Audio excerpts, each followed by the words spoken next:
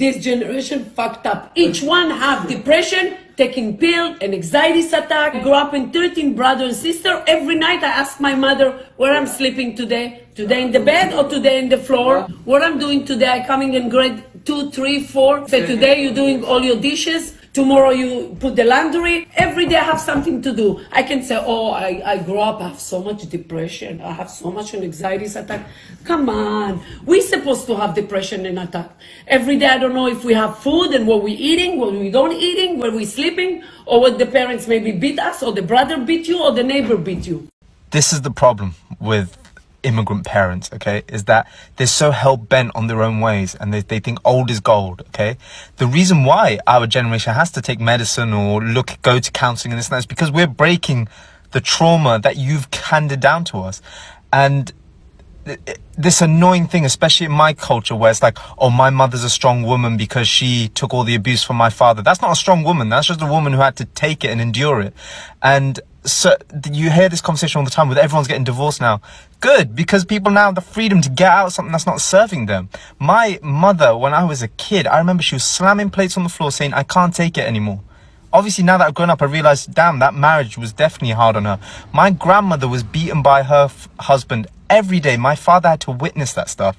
And then my father carried that on, he never once touched my mum, but like beating his own kids. So this thing always trickles down, and yes, it will get to a stage where one generation will be like, enough is enough, I'm going to stop this, I'm going to put the work in.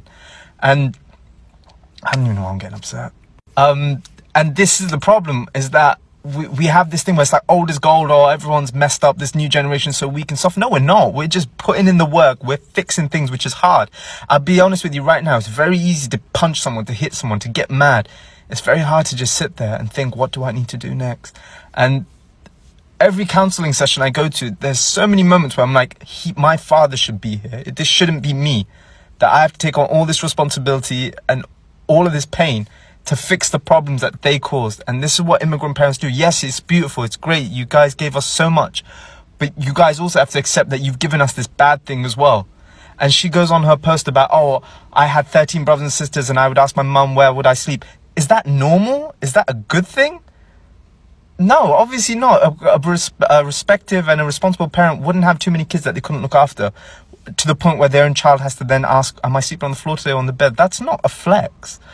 So this is the thing, and I hate this because so many young people are going to watch this and be like, oh, I need to be more grateful. Yes, be grateful to your parents. My parents are amazing. But also you have to acknowledge that there are things that they have done wrong, and they need to look into that. And I honestly hate posts like this, because if my father wasn't as stuck in his old ways, I think I still have a dad, and